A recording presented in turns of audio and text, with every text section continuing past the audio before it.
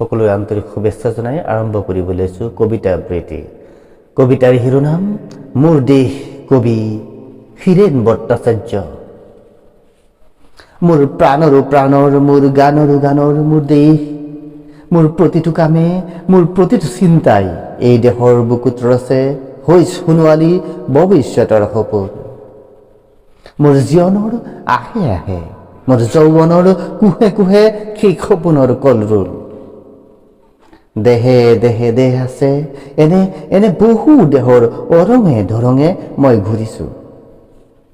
কেতিয়াবা সাগৰ পাৰত, কেতিয়াবা খেজুৰ তলত, নতুবা পাহাৰ তলিত খন্তেক জিৰাইছোঁ। বন্ধুৰ সৈতে প্ৰাণ খুলি প্ৰাণৰ কথা পাতিছোঁ। তাৰপিছত আকৌ আৰম্ভ কৰিছোঁ নতুন যাত্ৰা। এনে বহু যাত্ৰাৰ শেষ মোৰ দেশ, যাৰ বুকুৰুমে মোক দিছে ভাল পোৱাৰ আনন্দ, যৌৱনৰ প্ৰাচুৰ্য, জীৱনৰ নতুন অৰ্থ।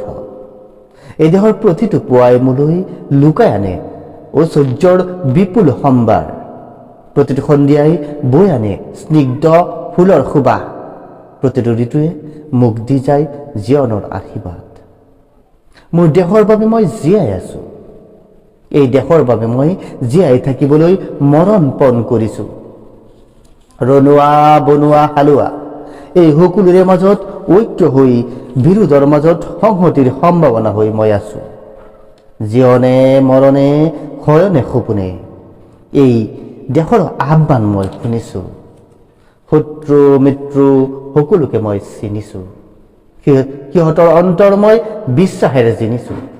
শান্তিৰ চৰাইজুৰিক আজলি ভৰাই দিছোঁ ভঁৰালৰে মতি ধান, পৰাণৰে কোটি গান। আৰুতো মোৰ একো নাই, মোৰ দেশ, মোৰ কল্লোলিত সপোনৰ উত্তাল তৰংগই মোক লৈ যায় গভীৰৰ পৰা গভীৰতলৈ, আদৰ্শৰ কঠিন পৰ্বতমূললৈ। ধন্যবাদ।